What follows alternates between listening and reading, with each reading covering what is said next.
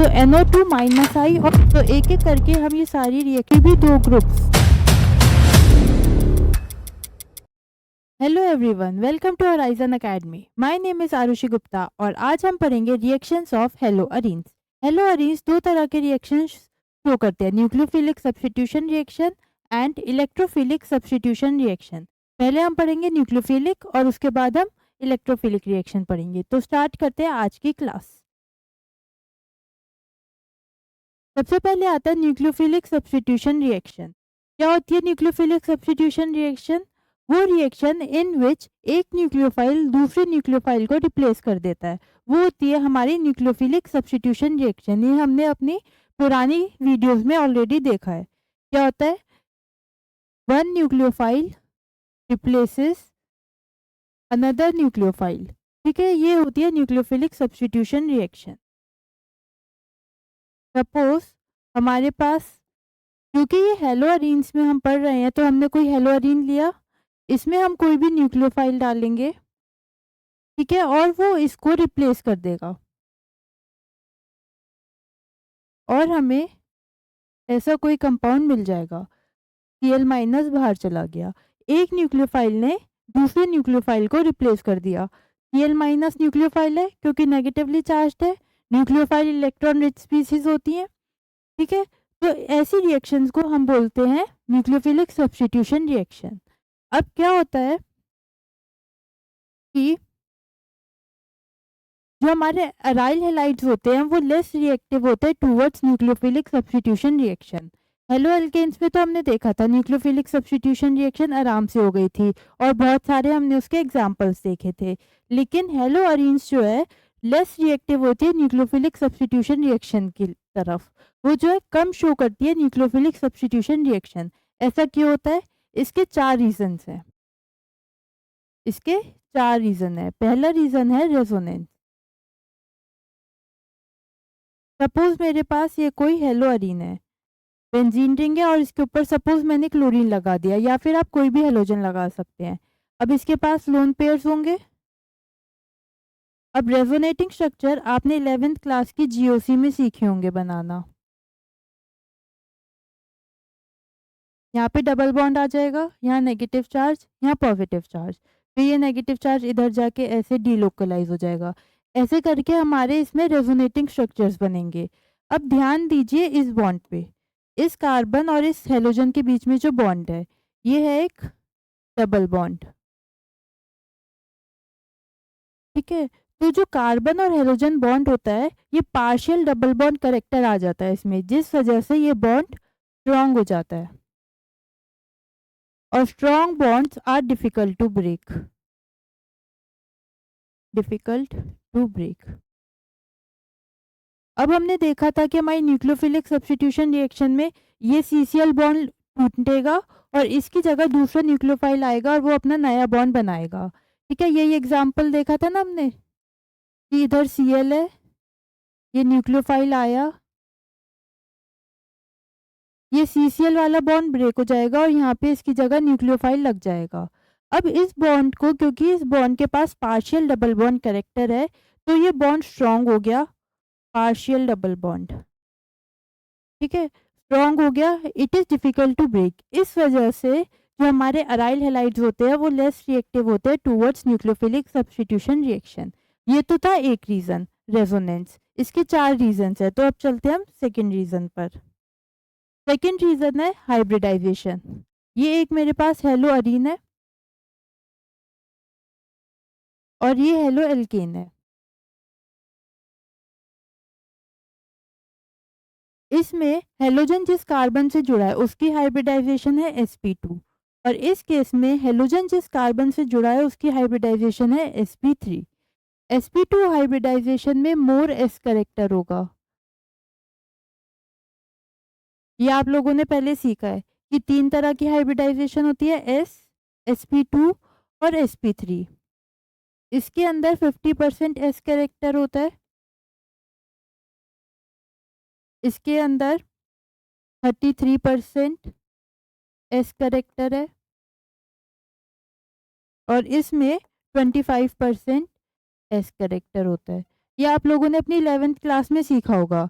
है ना। अब एक पॉइंट होता है कि more the S character more electronegativity, more S character more electronegativity.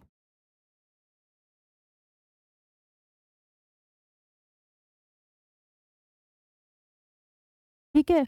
अब ये sp2 हाइब्रिडाइज्ड है, इसके पास ज्यादा एस करेक्टर है, ज्यादा एस करेक्टर है तो ये मोर इलेक्ट्रोनेगेटिव हो गया, मोर इलेक्ट्रोनेगेटिव हो गया तो ये बॉन्ड स्ट्रांग हो गया, क्योंकि कार्बन और हेलोजन, ये कार्बन sp2 हाइब्रिडाइज्ड है, ज्यादा इलेक्ट्रोनेगेटिव है, तो ये जो लोन वो है बॉन्ड पेयर, इलेक्ट्रॉन्स जो हैं यहाँ पर दो, उन्हें ज्यादा अपनी तरफ अट्रैक्ट करके रखेगा, बॉन्ड जो है छोटा हो जाएगा।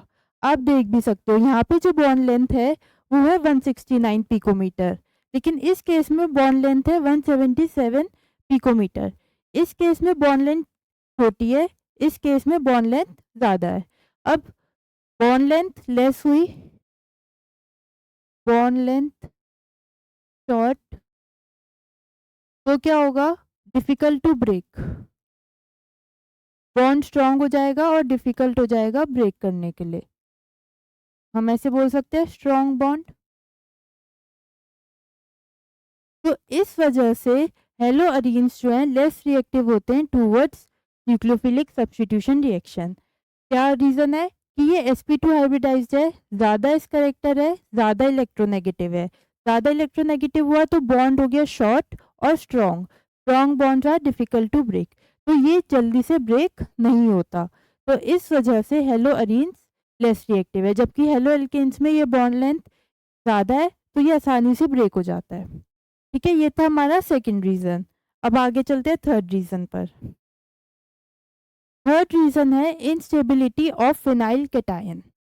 अब ध्यान से देखो, ये हमारी ये हमारा हेलोअरीन है। हमने सब्स्टिट्यूशन रिएक्शन के दो तरीके पढ़े थे, एक SN1 और एक SN2। ठीक है, SN1 में क्या होता था, हमने दो तरीके पढ़े थे, SN1 और SN2।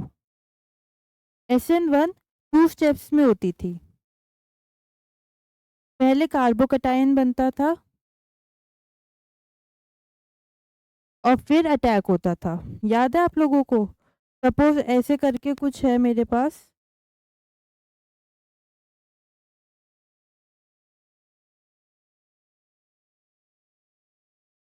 तो इसमें सबसे पहले ये हेलोजन लीव करेगा और यहाँ पे मुझे कार्बोकटायन फॉर्म होएगा, और उसके बाद नेक्स्ट स्टेप में जो है न्यूक्लियोफाइल इस पे अटैक करता था। तो अगर हम इसमें हेलो अरीन्स में बात करें SN1 रिएक्शन की, तो ये लीव करेगा हेलोजन हमारा और यहाँ पे ये पॉजिटिव चार्ज आएगा। अब इस तरह के जो होते हैं कैटायन, इसका नाम फिनाइल कैटायन हुआ क्योंकि फिनाइल रिंग है। They are very very unstable, very very very unstable. ये होते हैं बहुत बहुत बहुत ज़्यादा अनस्टेबल, इतने अनस्टेबल होते हैं कि ये कभी फॉर्म ही नहीं होता। इस वजह से SN1 रिएक्शन रूल आउट हो जाती है, मतलब कि हेलो अरीन्स में कभी भी SN1 रिएक्शन नहीं होगी, हेलो अरीन्स में हमेशा SN2 रिएक्शन ही होगी। वैसे तो कम होती है, लेस रिएक्टिव है, अगर होगी भी तो SN2 ही होगी, SN1 कभी नहीं होगी।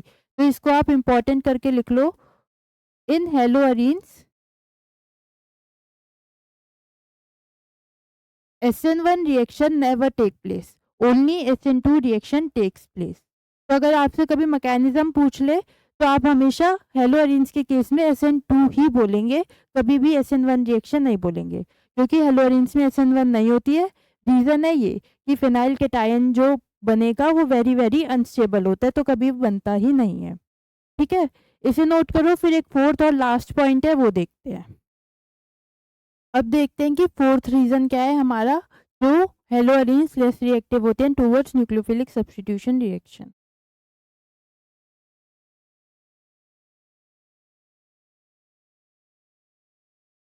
फोर्थ रीजन है रिपल्शन।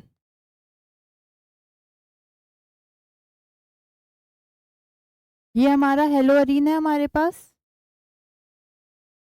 यहाँ पे मैंने X लगा दिया, मतलब कोई भी हेलोजन, और इस पे कोई भी न्यूक्लियोफाइल अटैक करेगा। न्यूक्लियोफाइल कैसा होता है? Electron rich species, negatively charged. और बेंजीन रिंग कैसी है?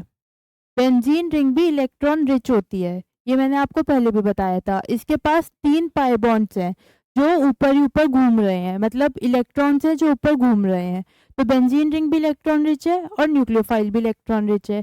तो जब ये इस पे अटैक करेगा तो ये रिपल्शन फेस करेगा, इसको जो है रिपल्शन मिलेगा। अब इस रिपल्शन की वजह से न्यूक्लियोफाइल जल्दी से अटैक नहीं करता किसी भी हेलोअरीन पे, क्योंकि वहाँ पे रिपल्शन होता है 2 इलेक्ट्रॉन रिच स्पीसीज के बीच में। ठीक है, तो हमने अब 4 रीजन सीखे जिसकी वजह से हमारे अराइल हैलाइड लेस रिएक्टिव होते टुवर्ड्स न्यूक्लियोफिलिक सब्स्टिट्यूशन रिएक्शन।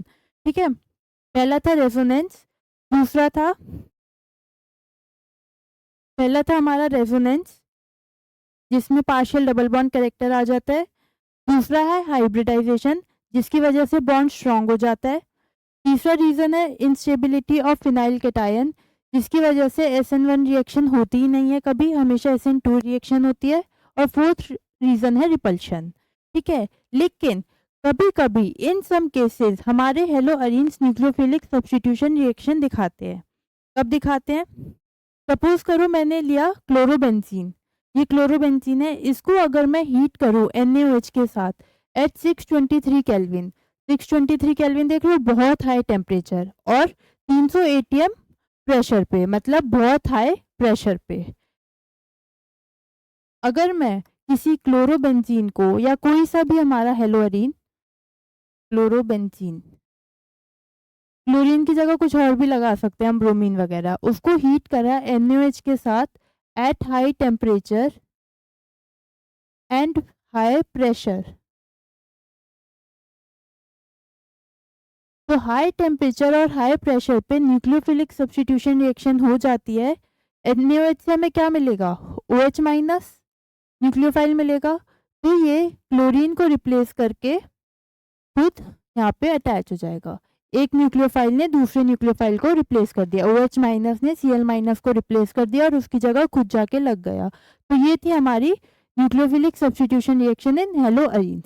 तो हाई टेम्परेचर और हाई प्रेशर के केसेस में ये रिएक्शन हो सकती है। साथ में हमें क्या मिलेगा? Cl माइनस, और यहाँ पे हमने H प्लस दिया है, तो H प्लस और Cl माइनस बन के HCl बना लेंगे, तो साइड प्रोडक्ट हमें HCl मिलेगा। ठीक है, तो खाली हाई टेम्परेचर और हाई प्रेशर के केस में ये रिएक्शन हो सकती है। कई बार क्या होता है, अगर हम इलेक्ट्रॉन विड्रॉइंग ग्रुप जैसे कि NO2 लगा दे तो वो जो है रिएक्टिविटी को इंक्रीज कर देता है। याद है आपको NO2? NO2 माइनस आई और माइनस आर इफेक्ट शो करता है, मतलब इलेक्ट्रॉन्स को अपनी तरफ खींच लेता है। माइनस आई मतलब अपनी तरफ ले लेता है, आई मतलब इंडक्टिव, आर मतलब रेजोनेंस, ये आपने 11th क्लास में पढ़ा होगा। तो NO2 माइनस आई और माइनस आर इफेक्ट शो करता है। तो अगर मैंने सपोज NO2 लगा दिया यहाँ ortho position, sorry para position पे, ठीक है, NO2 लगा दिया है पैरा पोजीशन पे, तो अब सिर्फ हमें हाई टेम्परेचर की ज़रूरत है, हाई प्रेशर की ज़रूरत नहीं है, और जो है हमारी रिएक्शन हो जाएगी और हमें प्रोडक्ट मिल जाएगा। तो इसका मतलब अगर हम NO2 लगा दे पैरा पोजीशन पे तो रिएक्टिविटी इंक्रीज कर जाएगी और हमें प्रोडक्ट सिर्फ हाई टेम्परेचर पे मिल जाएगा, हाई प्रेशर की ज़रूरत नहीं है। अब ये देखो, यहाँ पे मैंने 2 NO2 लगा दिए, 2 NO2 लगा दिए तो रिएक्टिविटी और ज़्यादा इंक्रीज हो गई, और अब हमें हाई टेम्परेचर की भी ज़रूरत नहीं है।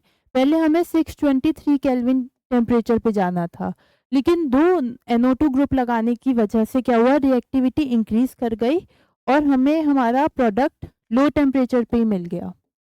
मतलब थोड़ा हीट करना पड़ा, ज़्यादा हीट नहीं करना पड़ा, और यहाँ पे जो है OH ग्रुप आके लग गया।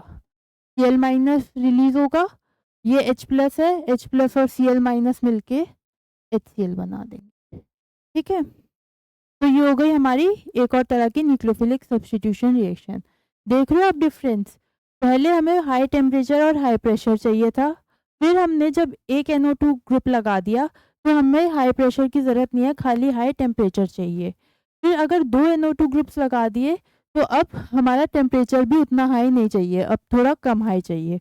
और अगर मैं 3 NO2 ग्रुप लगा दूँ तो खाली वार्म कर देंगे अगर हम इसे वाटर के साथ, वाटर से हमें क्या मिलेगा H+ और OH-, है ना? ये OH- जाके रिप्लेस कर देगा Cl को और उसकी जगह खुद लग जाएगा और 3 NO2 groups as it is. तो अगर 3 NO2 ग्रुप्स लगा दिए तो रिएक्टिविटी और ज़्यादा इंक्रीज कर गई और हमें सिर्फ वार्म करने की ज़रूरत है। अपने इस रिएक्टेंट को हमने खाली वार्म करा वाटर के साथ तो हमें प्रोडक्ट मिल गया। ठीक है, तो हमने ये देखा कि NO2 ग्रुप्स ने जो रिएक्टिविटी इंक्रीज कर दी। क्यों कर दी इंक्रीज? क्योंकि उसने इलेक्ट्रॉन्स को अपनी तरफ खींच लिया, -I और -R इफेक्ट से अपनी तरफ खींच लिया। तो अब ये जो बेंजीन रिंग है इसकी इलेक्ट्रॉन डेंसिटी कम हो गई, तो जो न्यूक्लियोफाइल है वो इस पे आसानी से अटैक कर पाएगा। क्या होगा? NO2 ग्रुप्स ने इलेक्ट्रॉन्स अपनी तरफ खींच लिए। अब बेंजीन रिंग इलेक्ट्रॉन डेफिशिएंट हो गई। डेफिशिएंट मतलब कम। अब उस पे इलेक्ट्रॉन्स उतने नहीं है, तो जो न्यूक्लियोफाइल है वो आसानी से अटैक कर पाएगा बेंजीन रिंग पे। ठीक है, अब ये देखो, no effect when NO2 is present at meta position. ये जो अभी हमने एग्जांपल्स देखे इसमें NO2 कहाँ प्रेजेंट था? पैरा और ऑर्थो पोजीशन पे। इस केस में भी पैरा और ऑर्थो पोजीशन पे।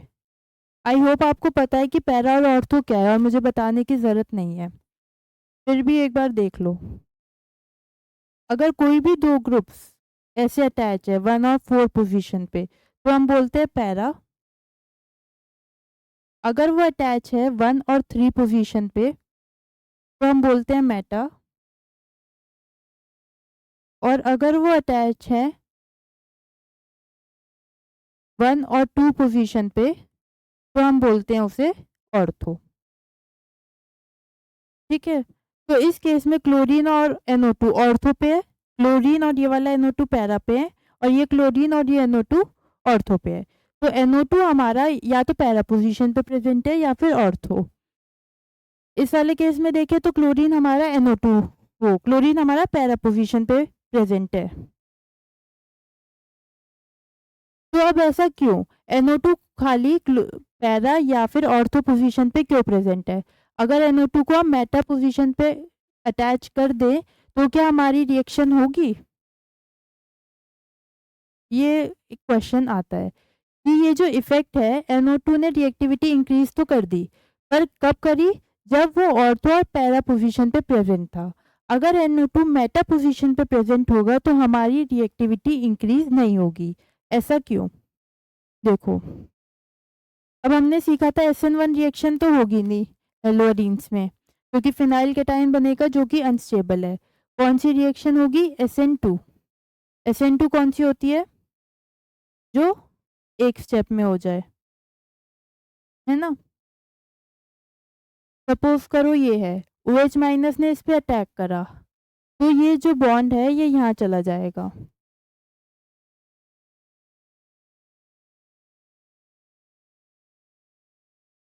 यहाँ पे नेगेटिव चार्ज आ गया। नेक्स्ट स्टेप में ये ऐसे,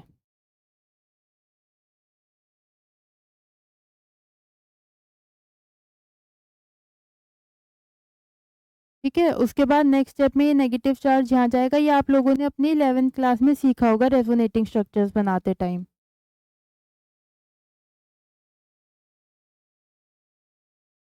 ठीक है, और फाइनल स्टेप में ये नेगेटिव चार्ज यहाँ आया और Cl- लीव कर गया और हमें हमारा प्रोडक्ट मिल गया ऐसे। ठीक है, हमें हमारा प्रोडक्ट मिल गया। अब ध्यान से देखो इन स्ट्रक्चर्स को। इस केस में नेगेटिव चार्ज कहाँ पे प्रेजेंट है? ऑर्थो पोजीशन पे। क्लोरीन यहाँ पर है इस पोजीशन पे और नेगेटिव चार्ज यहाँ पर है, तो ऑर्थो पोजीशन पे। इस केस में नेगेटिव चार्ज कहाँ है? क्लोरीन इधर है, नेगेटिव चार्ज इधर है पैरा पोजीशन पे। इस केस में नेगेटिव चार्ज कहाँ है? क्लोरीन यहाँ, नेगेटिव चार्ज यहाँ, ऑर्थो पोजीशन। ठीक है, तो क्योंकि हमारा नेगेटिव चार्ज ऑर्थो पोजीशन पे आ रहा है या फिर पैरा पोजीशन पे आ रहा है, इस वजह से NO2 वर्क करता है only in ortho and para position. अगर हम NO2 को मेटा पर अटैच कर दे तो रिएक्टिविटी इंक्रीज नहीं होगी। NO2 at meta position does not increase the reactivity। हमने ये देखा कि NO2 अगर ऑर्थो या पैरा पोजीशन पे है तो रिएक्टिविटी इंक्रीज हो गई, लेकिन अगर NO2 मेटा पोजीशन पे है तो रिएक्टिविटी इंक्रीज नहीं होगी। रीजन है रेजोनेंस। नेगेटिव चार्ज या तो ऑर्थो पोजीशन पे आ रहा है या तो मेटा पोजीशन पे, वो पैरा पोजीशन पे आ रहा है।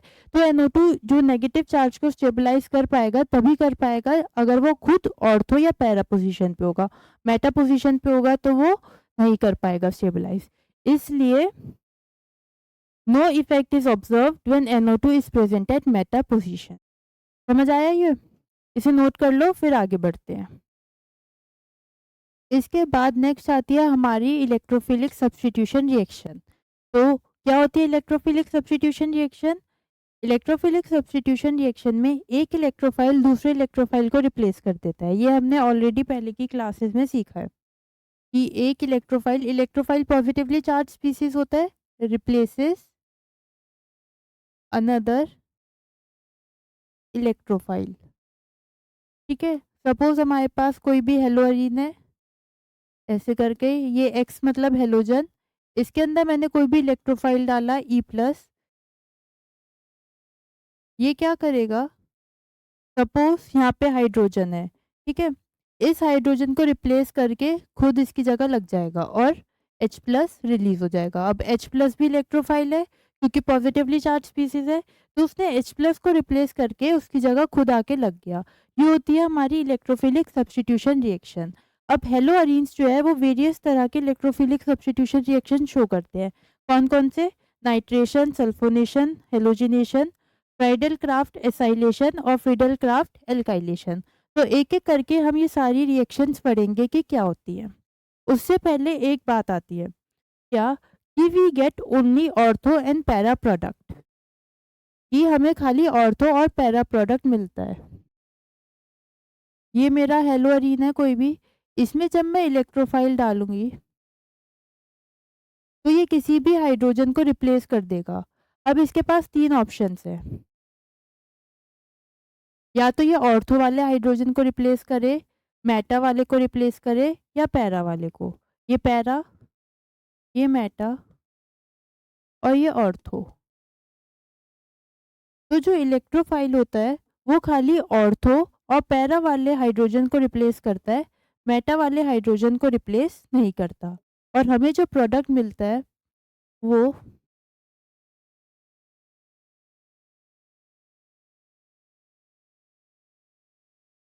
यहाँ पे हमारा X है, हमें प्रोडक्ट या तो ऑर्थो मिलेगा या फिर पैरा प्रोडक्ट मिलेगा।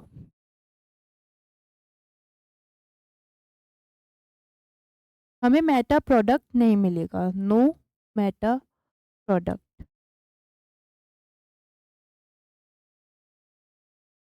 अब आप लोगों के दिमाग में क्वेश्चन आ रहा होगा कि वाई, ऐसा क्यों हो रहा है, हमें खाली ऑर्थो और पैरा प्रोडक्ट क्यों मिल रहा है और मेटा प्रोडक्ट क्यों नहीं मिल रहा? इसका रीजन है रेजोनेंस। ऑर्गेनिक केमिस्ट्री में रेजोनेंस सबसे ज्यादा काम आती है और हर क्वेश्चन का आंसर मेनली रेजोनेंस ही होता है। ये हेलोजन है, इसके पास ऐसे लोन पेयर्स होंगे, ये लोन पेयर्स इधर चले जाएंगे और इस तरह से हमारे रेजोनेटिंग स्ट्रक्चर्स बनेंगे। बनाओ इन्हें, आगे कंप्लीट करो इन रेजोनेटिंग स्ट्रक्चर्स को।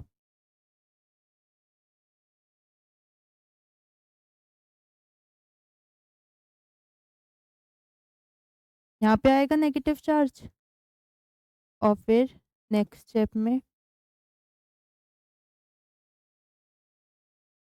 यहाँ पे आएगा। ठीक है, ऐसे करके हमारे रेजोनेटिंग स्ट्रक्चर्स बनेंगे। अगर अब मैं आपसे पूछूं कि नेगेटिव चार्ज कहाँ पर आ रहा है, कौन कौन सी पोजीशन पे हमें नेगेटिव चार्ज मिल रहा है? इस पोजीशन पे मिल रहा है, ये पोजीशन ऑर्थो है। और कहाँ मिल रहा है?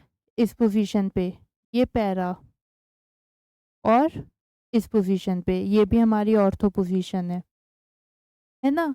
अब क्योंकि हम पढ़ रहे हैं इलेक्ट्रोफिलिक सब्स्टिट्यूशन रिएक्शन, हमने हेलोअरीन ली और उसमें डाला इलेक्ट्रोफाइल। इलेक्ट्रोफाइल है पॉजिटिवली चार्ज स्पीसीज। अब पॉजिटिव चार्ज स्पीसीज है तो किधर जाएगा? नेगेटिव चार्ज की तरफ, है ना? पॉजिटिवली चार्ज है, उसे नेगेटिव की तरफ अट्रैक्ट होगा। अब नेगेटिव चार्ज या तो ऑर्थो पोजीशन पे है या फिर पैरा पोजीशन पे है, और इस केस में भी ऑर्थो पे है। तो इस वजह से हमें खाली ऑर्थो और पैरा प्रोडक्ट मिलते हैं, मेटा प्रोडक्ट नहीं मिलता। क्यों? क्योंकि नेगेटिव चार्ज ऑर्थो और पैरा पोजीशन पे आ रहे हैं। तो जिस पोजीशन पे नेगेटिव चार्ज आएगा, इलेक्ट्रोफाइल तो उधर ही जाएगा, उसकी तरफ अट्रैक्ट हो जाएगा। इसलिए हमें ऑर्थो और पैरा प्रोडक्ट मिलते हैं, मेटा प्रोडक्ट नहीं मिलते हैं। इस रीजन को नोट कर लो, फिर आगे हम जो है एग्जाम्पल्स देखते हैं। अब आगे बढ़ते हैं। अब आती है हमारी हेलोजिनेशन रिएक्शन। क्या होती है हेलोजिनेशन रिएक्शन? कोई भी मैंने हेलोअरीन लिया, सपोज क्लोरोबेंजीन, इसके अंदर मैंने Cl2 डाल दिया, ठीक है? कुछ भी और डाल सकते हैं, सपोज Cl2 डाला, और इसके बाद हमें एक कैटलिस्ट की ज़रूरत पड़ेगी जो कि होता है एनहाइड्रस AlCl3। हमें इसके अंदर ये डालना पड़ेगा एनहाइड्रस AlCl3। एनहाइड्रस का मतलब जिसके अंदर वाटर प्रेजेंट ना हो, नो वाटर प्रेजेंट, ठीक है? ये काम करता है एज अ कैटलिस्ट। कैटलिस्ट आपको पता होगा, जो हेल्प करता है रिएक्शन होने में, जो हेल्प करता है रिएक्शन होने में, या फिर हम बोल सकते हैं रेट ऑफ रिएक्शन इंक्रीज कर देता है। तो हमने क्लोरोबेंजीन लिया या कोई भी हमारा हेलोअरीन लिया, उसके अंदर Cl2 डाला और एनहाइड्रस AlCl3 डाला। इस केस में मुझे Cl प्लस इलेक्ट्रोफाइल मिलेगा, Cl प्लस इलेक्ट्रोफाइल मिलेगा, और ये रिप्लेस कर देगा या तो इस वाले हाइड्रोजन को या फिर इस हाइड्रोजन को, और इसकी जगह खुद जाके लग जाएगा।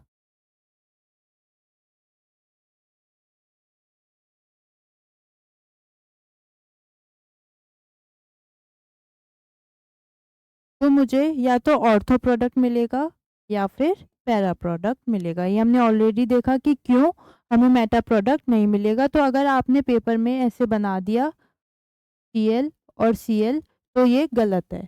हमें मेटा प्रोडक्ट नहीं मिलेगा, हमें खाली ऑर्थो और पैरा प्रोडक्ट मिलेंगे। जो पैरा प्रोडक्ट होता है वो मेजर होता है, ये हमें ज़्यादा क्वांटिटी में मिलता है, और ऑर्थो प्रोडक्ट कम क्वांटिटी में मिलता है, माइनर होता है, ठीक है? रीज़न होता है इसका स्टेरिक हिंड्रेंस। यहाँ पे दो Cl पास पास में है, तो जो है स्टेरिक हिंड्रेंस हो जाता है, तो ये फिट हो जाते हैं पर अच्छे से नहीं हो पाते हैं, इसलिए ये माइनर मिलता है और ये वाला प्रोडक्ट मेजर होता है, ठीक है? तो जब हम क्लोरोबेंजीन को Cl2 के साथ in presence of anhydrous AlCl3 के साथ रिएक्ट करते हैं, तो हमें ये प्रोडक्ट्स मिलते हैं। इसकी प्रेजेंस ज़रूरी है। तो अगर आपको कभी भी कहीं पे भी ये लिखा हुआ दिखे, तो समझ लेना हेलोजिनेशन रिएक्शन हो रही है, ठीक है? इसे नोट करो, फिर आगे बढ़ते हैं।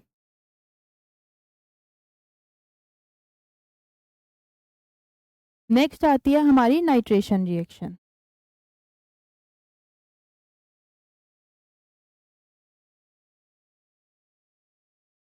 नेक्स्ट आती है नाइट्रेशन।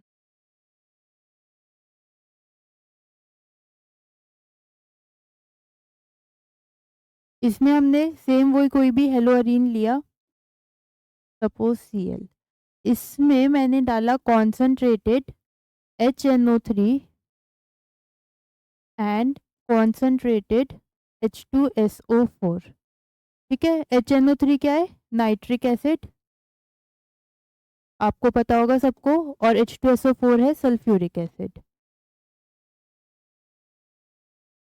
अगर मैं किसी भी हेलोअरीन में कॉन्सनट्रेटेड नाइट्रिक एसिड और कंसनट्रेटेड सल्फ्यूरिक एसिड डालूं, तो उसमें नाइट्रेशन हो जाता है और NO2 ग्रुप लग जाता है, एक पैरा पोजीशन पे और एक ऑर्थो पोजीशन पे,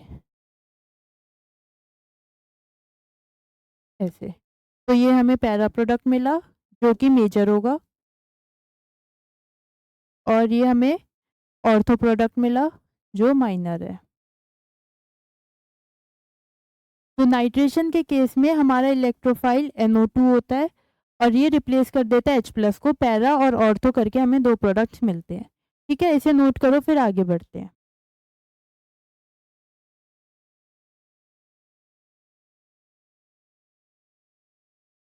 इसके बाद नेक्स्ट रिएक्शन आती है हमारी सल्फोनेशन।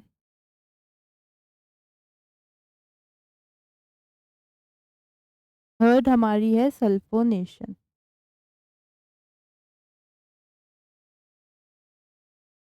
इसके अंदर हमारा इलेक्ट्रोफाइल होता है SO3H।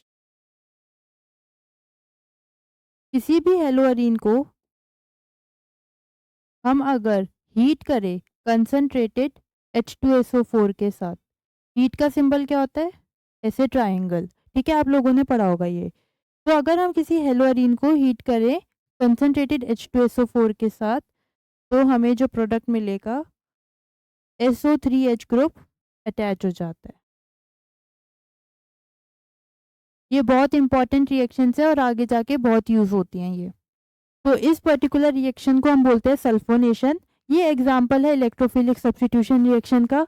ये अभी तक हम जितने भी पढ़ रहे हैं ये सारी एग्जाम्पल है इलेक्ट्रोफिलिक सब्स्टिट्यूशन रिएक्शन का। इस केस में हमने कॉन्सेंट्रेटेड सल्फ्यूरिक एसिड के साथ नाइट्रिक एसिड भी लिया। अगर हम नाइट्रिक एसिड लेंगे तो नाइट्रेशन होगा, खाली सल्फ्यूरिक एसिड के साथ हीट करेंगे तो सल्फोनेशन होगा। नाइट्रेशन के केस में NO2 ग्रुप अटैच होता है और सल्फोनेशन के केस में SO3H ग्रुप अटैच हो जाता है। ठीक है, और ये हम पैरा प्रोडक्ट, ये वो ऑर्थो प्रोडक्ट, ये माइनर और ये मेजर, ये ज़्यादा क्वांटिटी में बनेगा पैरा प्रोडक्ट और ऑर्थो प्रोडक्ट कम क्वांटिटी में बनेगा। इसे लिख लो और फिर आगे बढ़ते हैं। नेक्स्ट आती है हमारी Friedel craft alkylation. Fourth reaction है फ्रीडल क्राफ्ट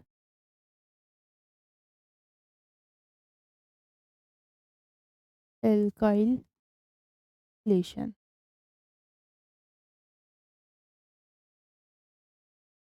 किसी भी हेलोअरीन को हमने इसमें डाला CH3Cl और एनहाइड्रस AlCl3।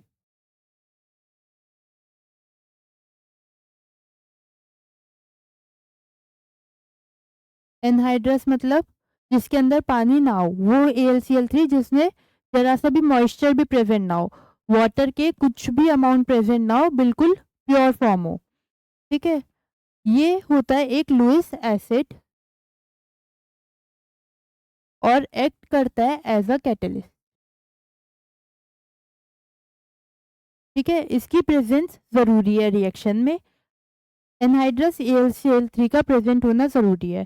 तो अगर हम किसी भी हेलोअरीन को रिएक्ट करवाएं CH3Cl के साथ इन प्रेजेंस ऑफ AlCl3, तो हमें जो प्रोडक्ट मिलेगा वो होगा ये CH3।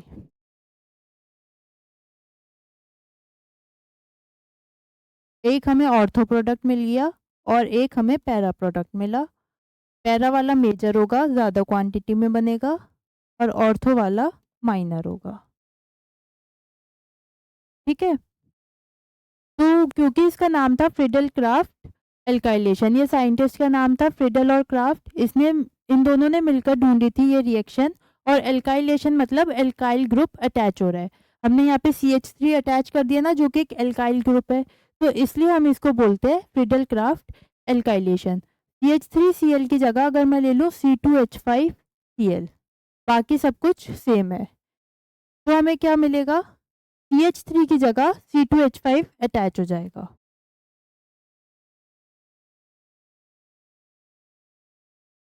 तो हमें ये प्रोडक्ट मिलेगा।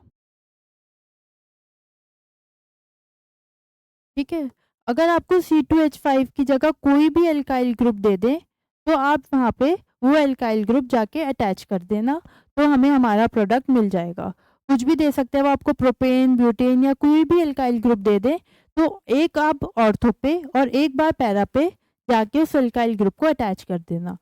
और ये कब होगा? In presence of anhydrous AlCl3। ये बहुत इंपॉर्टेंट है। तो इस रिएक्शन को हम बोलते हैं फ्रिडल-क्राफ्ट एल्काइलेशन रिएक्शन। इसके बाद इसी से मिलती जुलती एक रिएक्शन और है, उसका नाम है फ्रिडल-क्राफ्ट एसाइलेशन।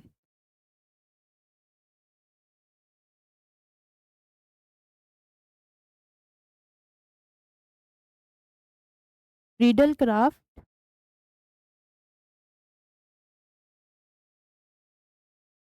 एसाइलेशन, ये था फ्रिडल-क्राफ्ट एल्काइलेशन जिसमें एल्काइल ग्रुप अटैच हो रहा था। ये है फ्रिडल-क्राफ्ट एसाइलेशन। असाइल ग्रुप कौन सा होता है? RCO group. इसको हम बोलते हैं acyl group. For example CH3CO। ठीक है, ये होता है असाइल ग्रुप। तो इसके अंदर असाइल ग्रुप जाके अटैच हो जाएगा।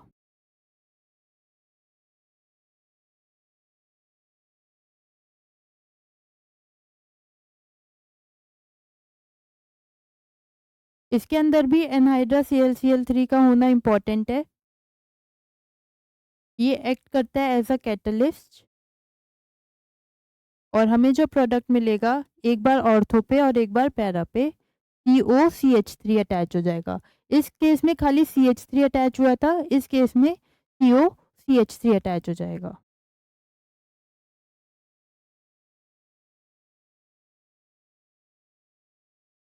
यहाँ पे कुछ ठीक है, एक बार ऑर्थो प्रोडक्ट एक बार पैरा प्रोडक्ट, पैरा वाला मेजर होगा और ऑर्थो वाला माइनर होगा।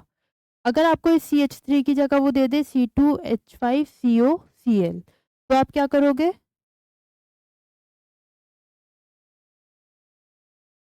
बाकी सब सेम है। यहाँ पे हमारे पास हेलोअरीन है, एनहाइड्रस AlCl3 है X, और यहाँ पे COCH3 की जगह C2H5 अटैच कर दोगे और ऐसी एक पैरा प्रोडक्ट भी बना दोगे। तो अगर मैं बोलूँ RCOCl, यहाँ पे R हमारा कोई भी एल्काइल ग्रुप हो सकता है in presence of anhydrous AlCl3, हमें मिल जाएगा CO और यहाँ पे R। ठीक है, R है जो भी यहाँ पे आपको एल्काइल ग्रुप दे रखा हो, प्रोपेन, ब्यूटेन, पेंटेन वगैरह वगैरह कुछ भी, बाकी सब कुछ सेम है।